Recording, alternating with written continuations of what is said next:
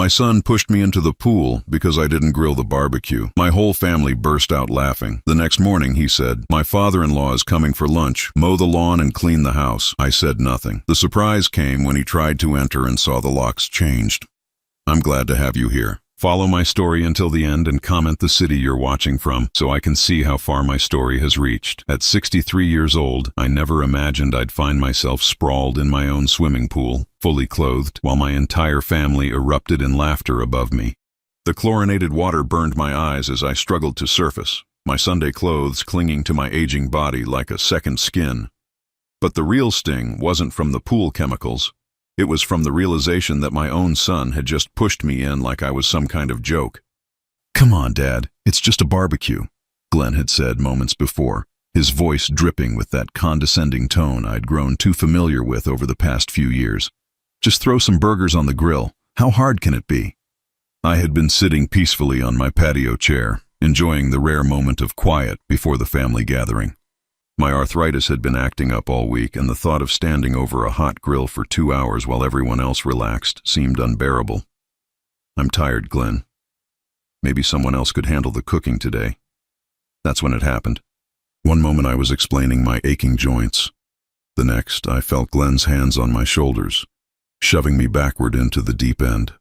The splash was enormous, sending waves across the pool deck and soaking the nearby lounge chairs. As I broke the surface, gasping and disoriented, the sound hit me like a physical blow. Laughter. Not just chuckles or nervous giggles, but full-belly, unrestrained laughter. Glenn was doubled over, slapping his knee like he'd just witnessed the funniest thing in the world. His wife Sarah had her phone out, probably recording my humiliation for her social media friends.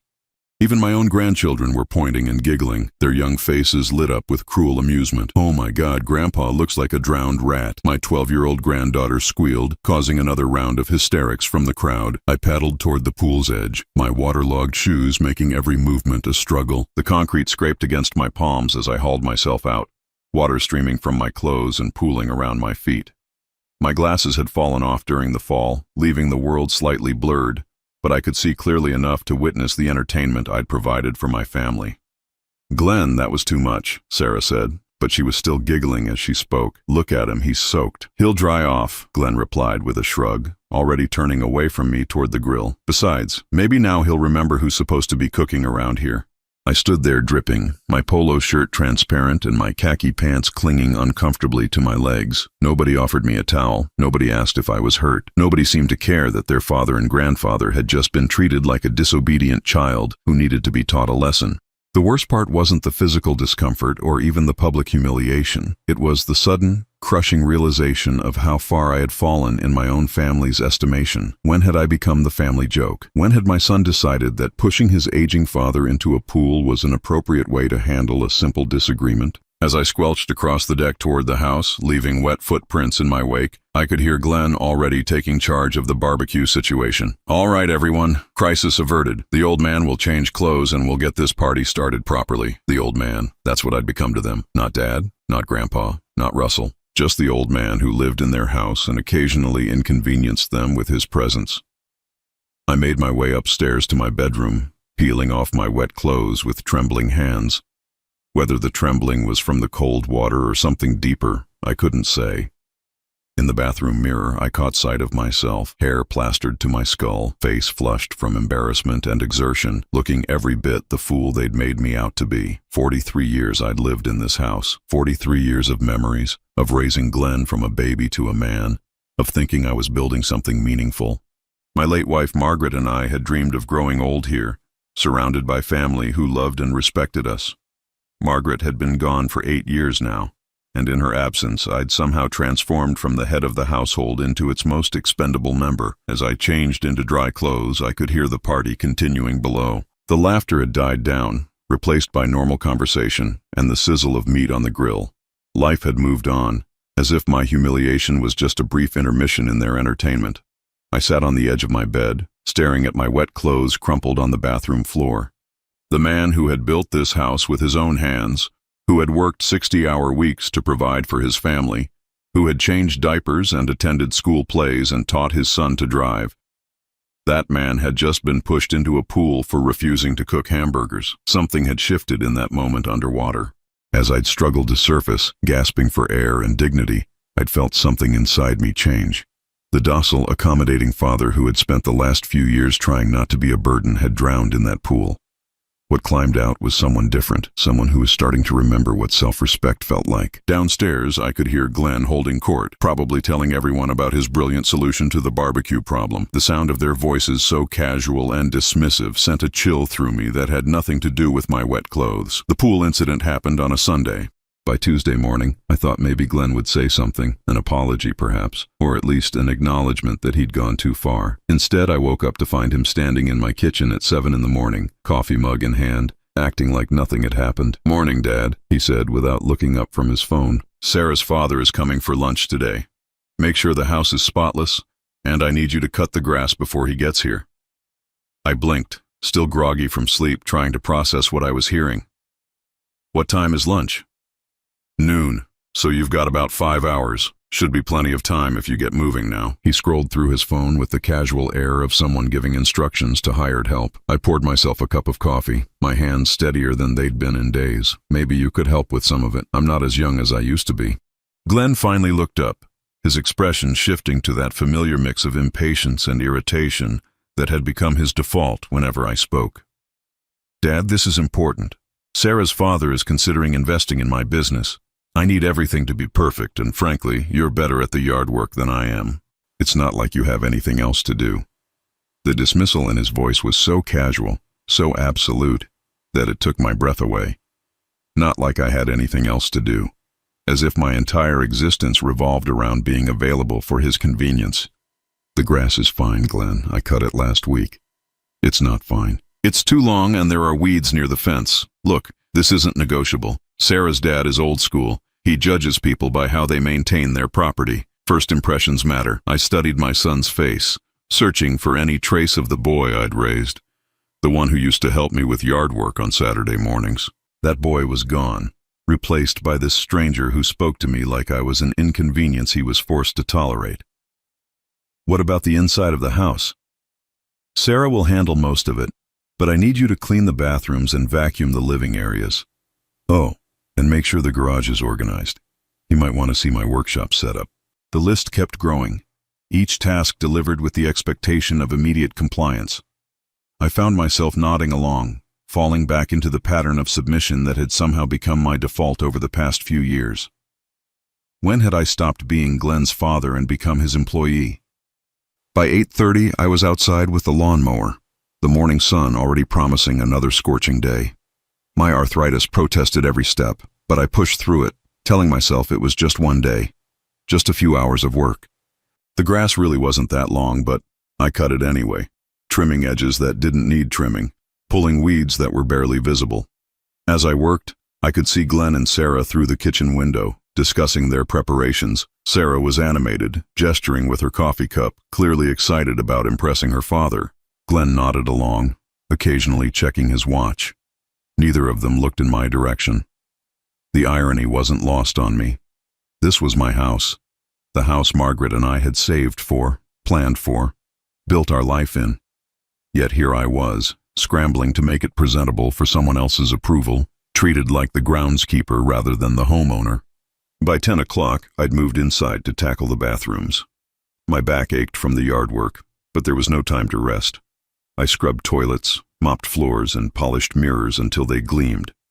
The whole time I could hear Sarah and Glenn discussing the menu, the conversation topics they'd bring up, the impression they wanted to make. "Make sure he doesn't go on one of his old war stories," Sarah said as I passed by the kitchen. "Your dad has a way of dominating conversations. Don't worry about it. I'll keep him busy in the garage if I have to." They were talking about me like I wasn't even there, planning to shuffle me out of sight like an embarrassing piece of furniture. The realization hit me with surprising force. They weren't just treating me as help, they were treating me as a liability. I finished the bathrooms and moved on to vacuuming, the machine's noise drowning out their conversation but not my thoughts. Each room I cleaned felt like another piece of my dignity being erased. This was my home, filled with my furniture, my memories, my life. Yet I was cleaning it for the approval of a stranger, while my own family planned to hide me away. At 11:15, Glenn found me organizing the garage, sorting through tools I'd accumulated over decades of home ownership. "How's it coming, Dad?" "Almost done," I replied, wiping sweat from my forehead. "Good. When Sarah's father gets here, just try to keep the conversation light, okay? Nothing too heavy or personal. And maybe don't mention your health issues. It makes people uncomfortable." I turned to face him fully, studying this man who shared my DNA but seemed to have inherited none of my values. "You want me to pretend I'm someone I'm not? I want you to be presentable. Is that too much to ask?" The word presentable hung in the air between us like a slap. Not welcome, not valued, not loved, just presentable, like a piece of property that needed to pass inspection. "No," I said quietly. "It's not too much to ask." Glenn smiled, the first genuine expression of approval I'd seen from him in months. "Great. He should be here any minute. You might want to wash up and change shirts. You've got grass stains." As he walked away, I looked down at my clothes, at the evidence of my morning's labor. The old Russell would have hurried inside to clean up, would have made himself presentable for a guest he'd never met, would have smiled and played along with whatever version of himself his family required. But something was different now. Standing in my own garage, surrounded by my own tools, in the house I'd worked my entire life to afford, I felt a spark of something I hadn't experienced in years. It wasn't anger exactly, though that was part of it. It was clarity. For the first time in a long time, I could see the situation exactly as it was, without the fog of family obligation and misplaced loyalty. I was 63 years old, and I was being treated like the hired help in my own home. The son I'd raised and provided for was embarrassed by my existence. The daughter-in-law I'd welcomed into my family saw me as an obstacle to overcome. The sound of a car pulling into the driveway interrupted my thoughts. Sarah's father had arrived, and showtime was about to begin. The lunch with Sarah's father went exactly as Glenn had orchestrated. I played my part perfectly, the quiet, unobtrusive older man who smiled at the right moments and excused himself when the business talk began. Mr. Hartwell seemed pleasant enough, a successful businessman in his 70s who spoke about investments and market opportunities with the confidence of someone who'd made good money over the years. I spent most of the meal listening to Glenn pitch his consulting business, watching my son transform into the charming, ambitious entrepreneur he became whenever money was involved. Sarah played the supportive wife flawlessly, chiming in with carefully rehearsed anecdotes about Glenn's work ethic and vision. When Mr. Hartwell complimented the house and asked about the beautiful garden, Glenn accepted the praise as if he'd personally planted every flower. When the conversation turned to family values and the importance of tradition, Glenn spoke eloquently about building something lasting for future generations. I sat there, invisible at my own dining table, listening to my son take credit for a life I'd built. After lunch, I retreated to my bedroom for what I told them was a nap. In reality, I just needed to escape the suffocating performance downstairs. I could hear their voices drifting up through the floorboards, animated discussions about investment terms and partnership possibilities. Glenn's laughter carried a note of triumph that made my stomach turn. Around 4 o'clock, I heard Mr. Hartwell's car pull away. The house fell quiet except for the murmur of Glenn and Sarah's voices in the kitchen. I assumed they were debriefing about the meeting, probably celebrating what sounded like a successful pitch. I must have actually dozed off, because the next thing I knew, it was nearly 6 in the evening. The house was unusually quiet. I made my way downstairs, expecting to find Glenn and Sarah discussing their afternoon triumph, but the main floor was empty. Their cars were gone from the driveway. It struck me as odd that they'd left without saying anything, but I'd grown accustomed to being an afterthought in their daily routines. I made myself a simple dinner and settled in front of the television, trying not to think about how lonely the house felt without Margaret's presence to fill the silence. The evening passed uneventfully. I watched the news, read a few chapters of a book I'd been working through, and eventually headed to bed around 10 o'clock. Glenn and Sarah still weren't home, which wasn't entirely unusual. They often went out for dinner or drinks after business meetings. The next morning, I woke to the sound of voices in the driveway. Through my bedroom window, I could see Glenn and Sarah unloading suitcases from their car. It looked like they'd spent the night somewhere, probably celebrating their successful meeting with Mr. Hartwell. I took my time getting dressed, my joints protesting the previous day's physical labor. By the time I made it downstairs, they were in the kitchen, coffee already brewed, looking refreshed and energetic. "Good morning," I said, pouring myself a cup. "How did the rest of yesterday go?" "Fantastic," Glenn replied without looking up from his phone. "Mr. Hartwell is very interested in moving forward. We spent the evening working out preliminary details." "That's wonderful. I'm happy for you." Sarah glanced at Glenn, some silent communication passing between them. "Actually, Russell, we need to talk to you about something." The use of my first name instead of Dad sent an immediate chill through me. Sarah never called me Russell unless something was wrong. "We've been thinking," Glenn began, setting down his phone with deliberate care. "This arrangement isn't working anymore." I felt my coffee cup grow heavy in my hands. "What arrangement?" "You living here, with us." His voice was matter-of-fact, as if he was discussing the weather. "It made sense when you first moved in after Mom died, but we're at a different stage now. Sarah and I need our space, especially with the business expanding." The words hit me like a physical blow. I set my coffee cup down carefully, afraid my trembling hands might drop it. "This is my house, Glenn." "Technically, yes, but practically speaking, Sarah and I have been running the household for years. We pay the utilities, handle the maintenance, manage everything. You've basically been a tenant." A tenant. In the house I'd owned for 43 years. In the house where I'd changed his diapers and taught him to ride a bike and helped him with homework at the very kitchen table where he was now evicting me. "Where am I supposed to go?"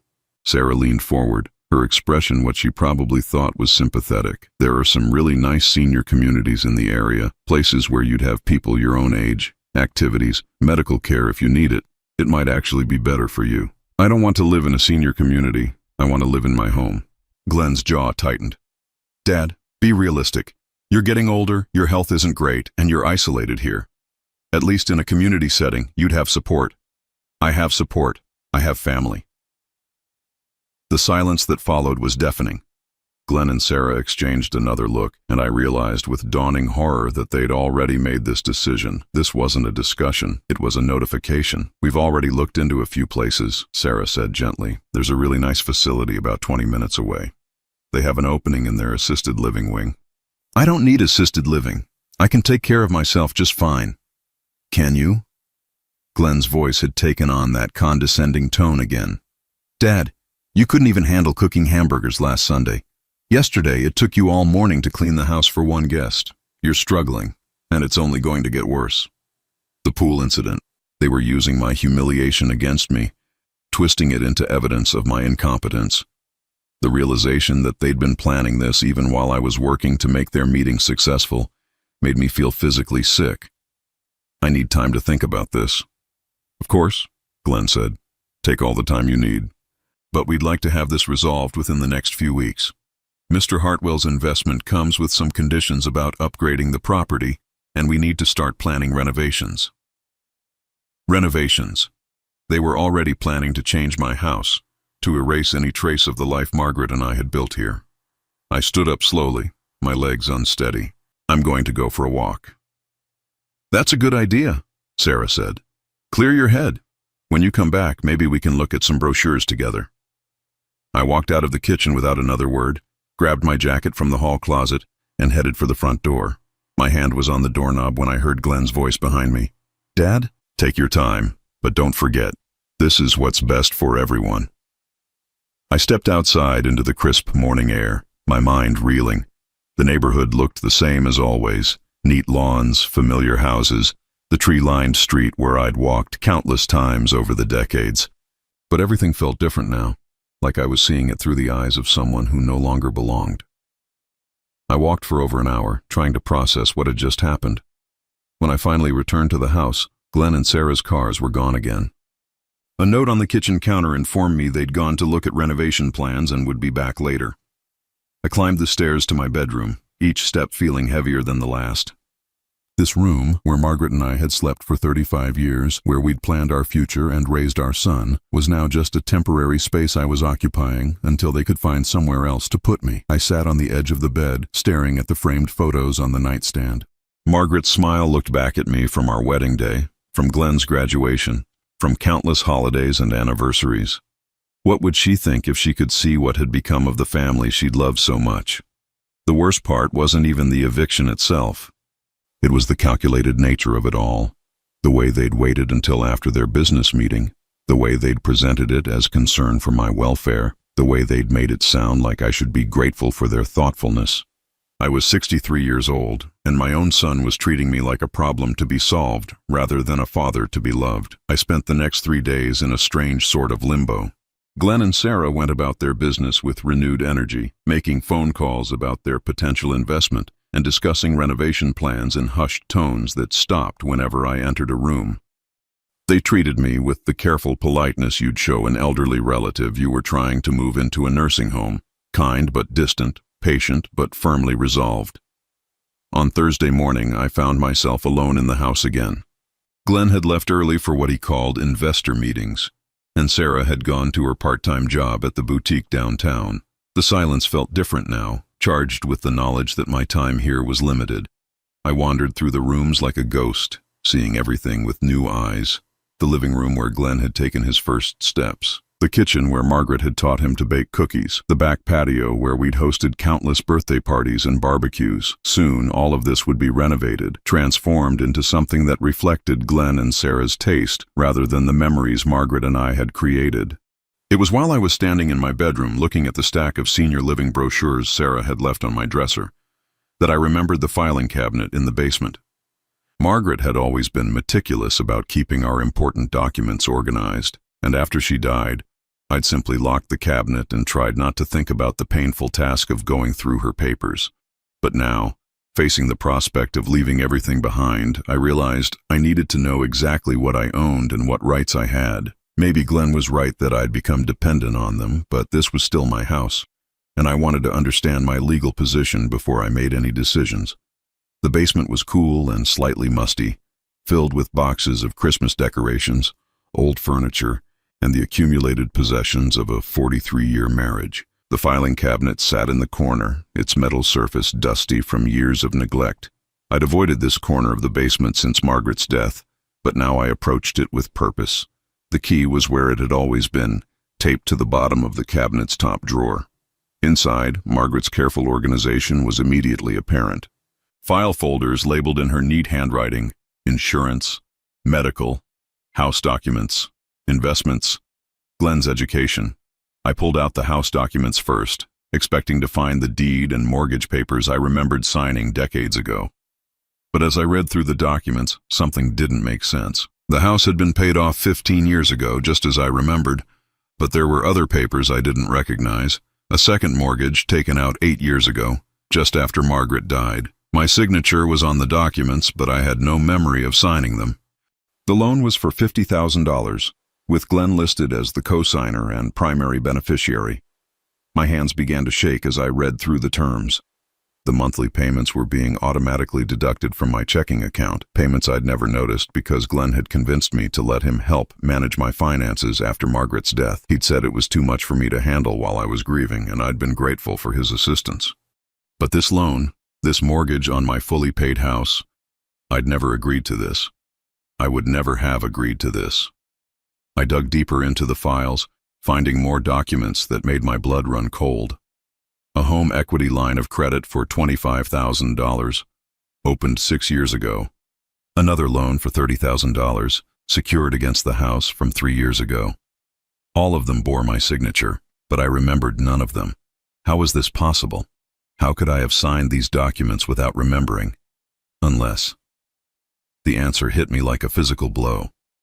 The months after Margaret's death had been a blur of grief and depression. I'd been so lost, so overwhelmed by the practical matters of life without her, that I'd signed whatever Glenn put in front of me. He'd handled everything: the funeral arrangements, the insurance paperwork, the financial accounts. I'd trusted him completely, grateful to have someone take care of the details while I struggled to function. He'd exploited my grief. While I was mourning his mother, he'd been using my signature to borrow against my house. But there was more. Hidden behind the loan documents, I found a folder labeled Property Transfer. Inside was a quitclaim deed, dated just 6 months ago, transferring ownership of the house from me to Glenn. My signature was there too, notarized and official. I stared at the document, my mind struggling to process what I was seeing.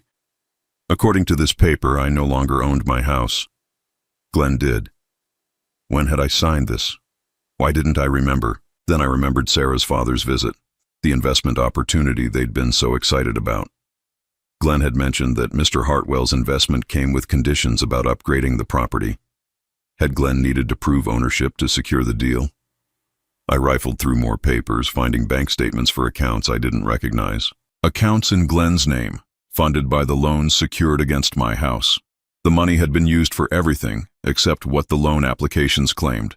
Instead of home improvements or emergency medical expenses, the funds had gone toward Glenn's business ventures, Sarah's shopping sprees, vacations I'd never taken. The total amount was staggering, over $100,000 borrowed against my home, with me supposedly responsible for payments on loans I'd never knowingly signed. But the quitclaim deed was the final insult. Somehow, Glenn had managed to get me to sign away ownership of my house.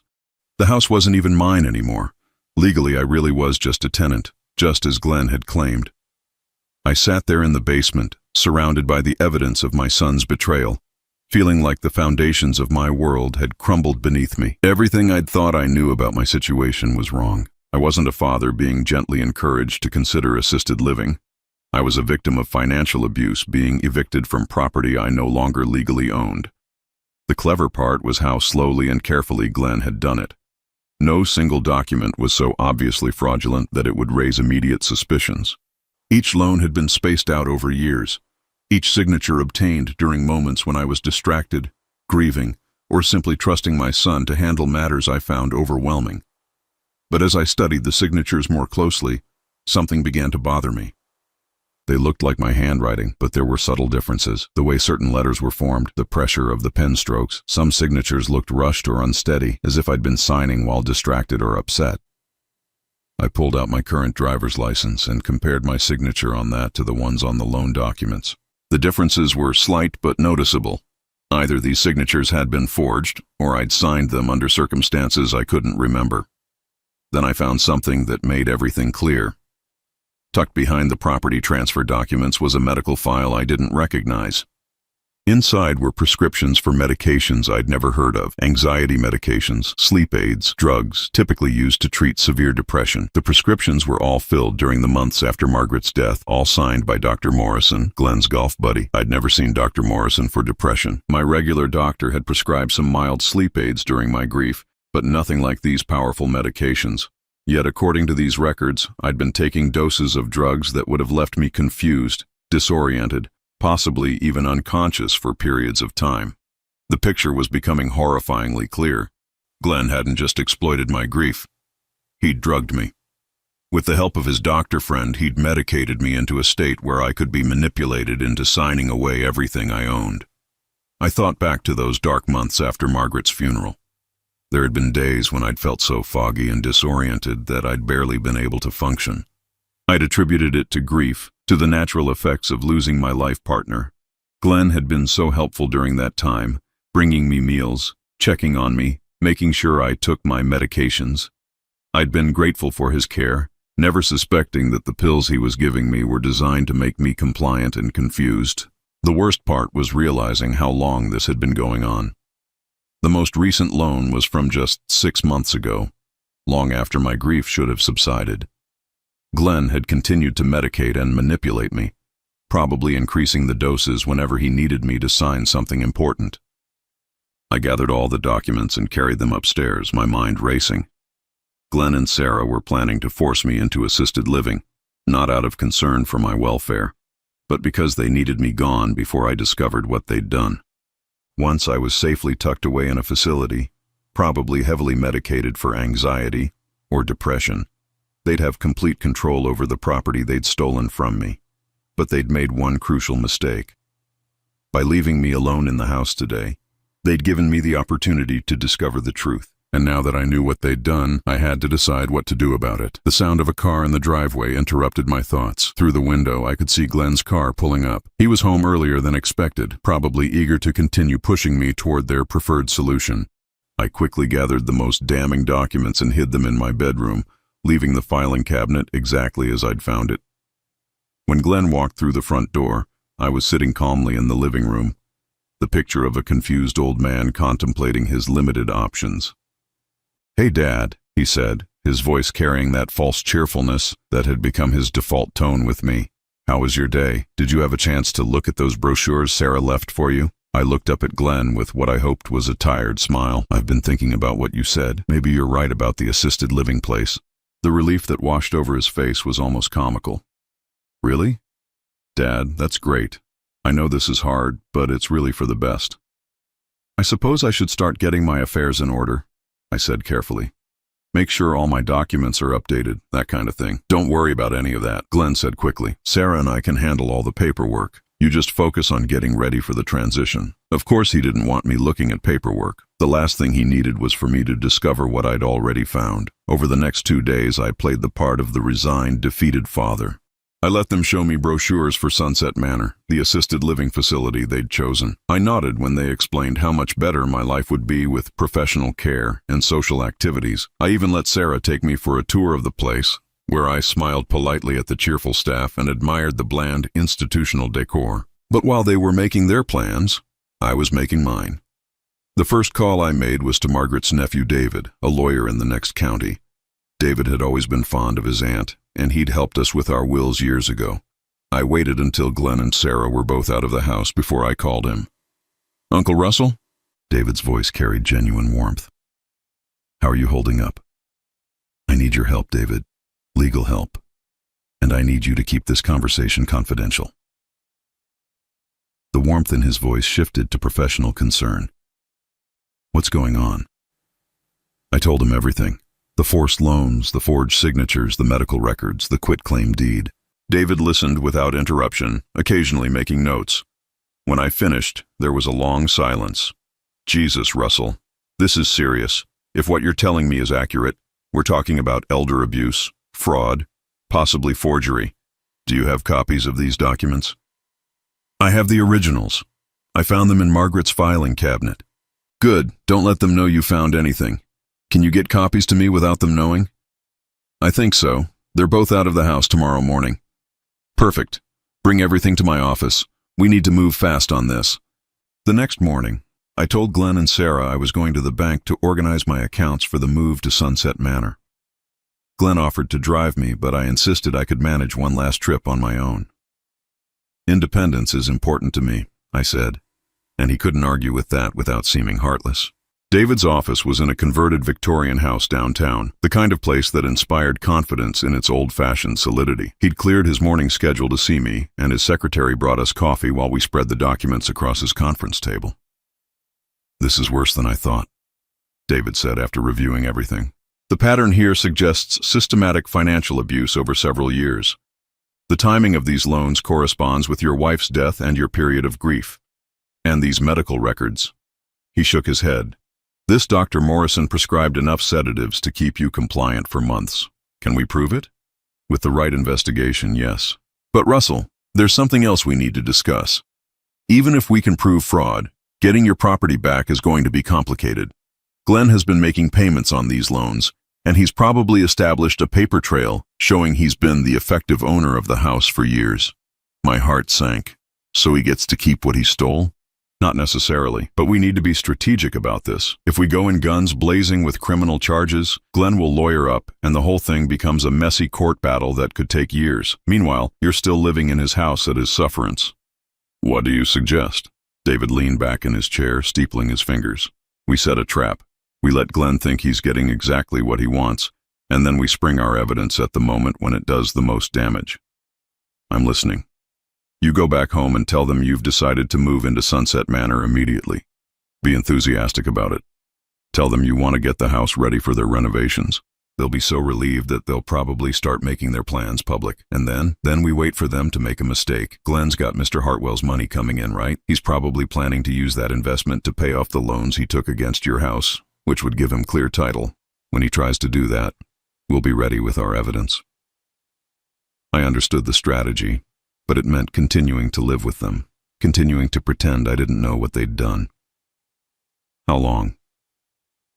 "Probably not more than a week or 2. Glenn's going to want to move fast now that he thinks you're cooperating.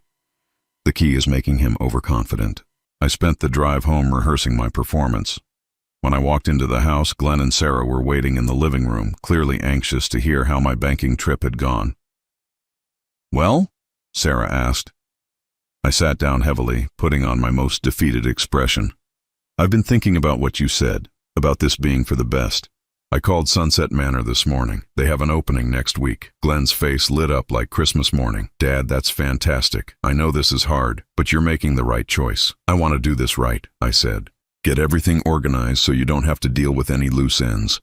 Maybe we should have the house appraised, get it ready for those renovations you mentioned. That's very thoughtful, Sarah said, but don't worry about any of that. We'll handle everything. No, I insist. This house has been my life for 43 years. I want to see it properly prepared for its next chapter. Over the next few days, I played the role perfectly. I asked Sarah to help me pack my belongings.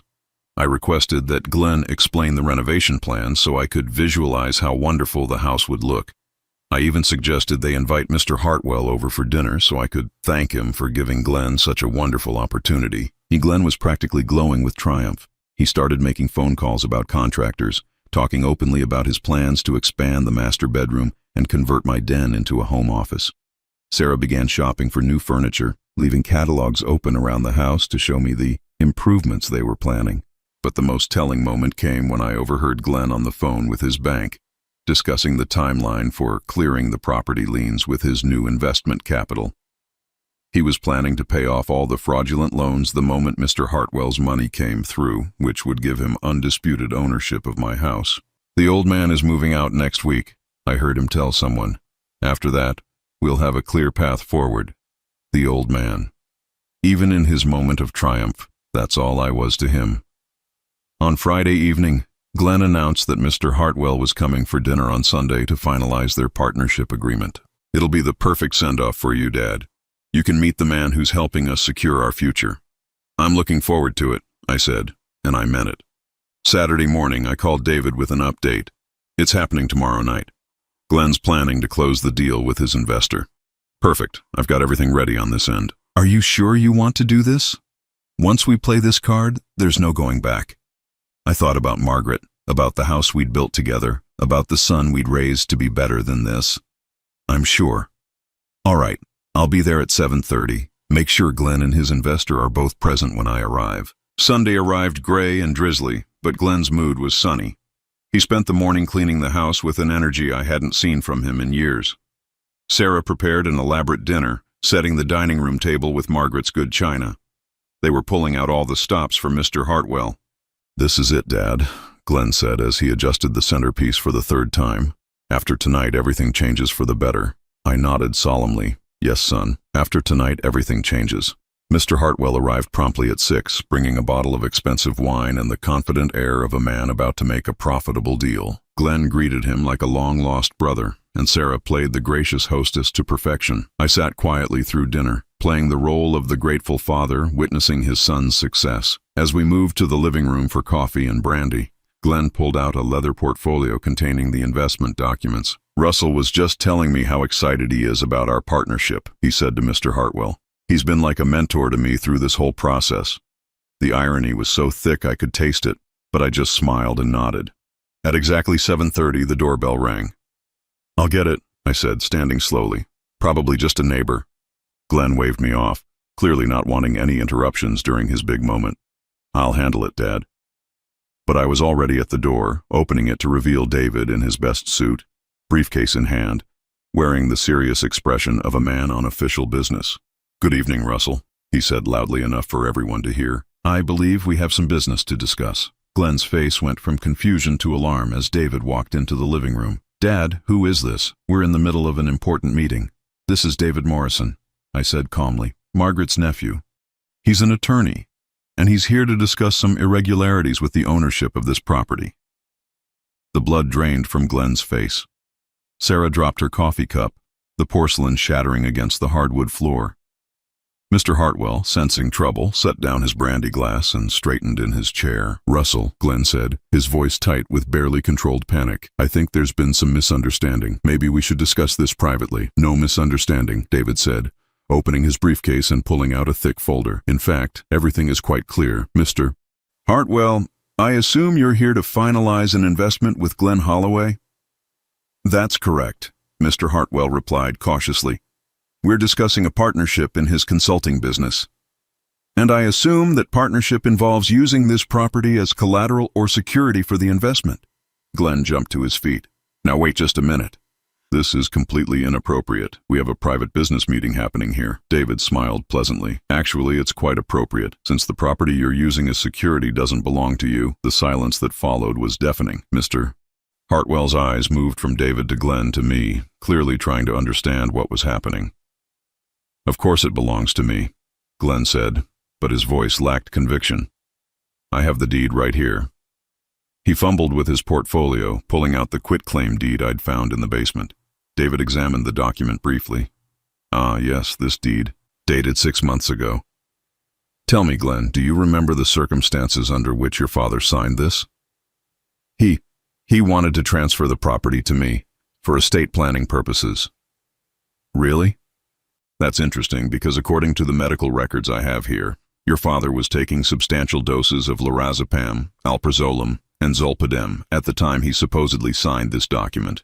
Medications prescribed by Dr. Frederick Morrison. No relation to me, by the way.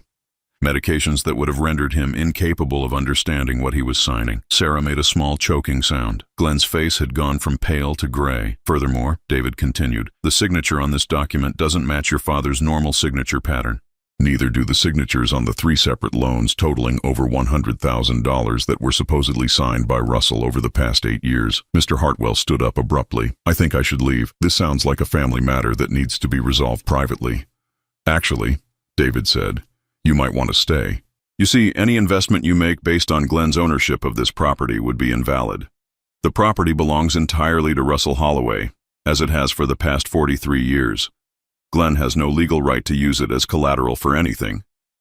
That's not true, Glenn shouted, desperation creeping into his voice. Dad signed everything over to me. He agreed to it. I stood up slowly, feeling stronger than I had in years. No, Glenn, I never agreed to any of it.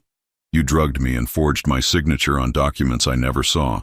You stole my house while I was grieving your mother. The accusation hung in the air like a physical presence. Glenn's mouth opened and closed, but no words came out. Sarah had gone completely white and was gripping the arm of her chair like she might fall over. Mr. Hartwell picked up his coat. Glenn, I'm afraid this changes everything. I can't possibly move forward with an investment based on fraudulent collateral.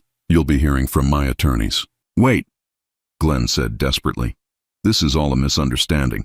We can work this out. But Mr. Hartwell was already heading for the door. Good evening, Russell. I'm sorry you've had to endure this. After the front door closed behind him, the 3 of us stood in the living room facing each other. The weight of 8 years of deception hung between us like a storm cloud. Dad, Glenn said, his voice breaking, please, let me explain. Explain what? How you convinced Dr. Morrison to prescribe drugs that would make me compliant. How you forged my signature on loan documents. How you stole my house while pretending to care for me.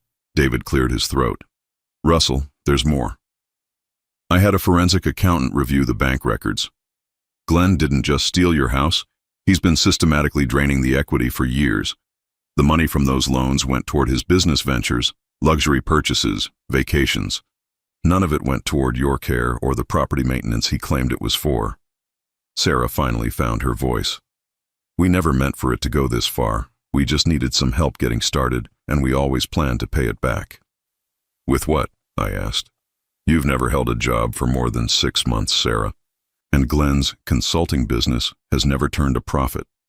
You were never planning to pay anything back.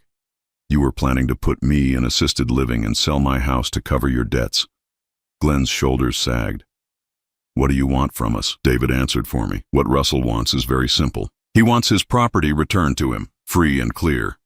He wants you to assume responsibility for all the fraudulent loans you took in his name, and he wants you to leave his house immediately.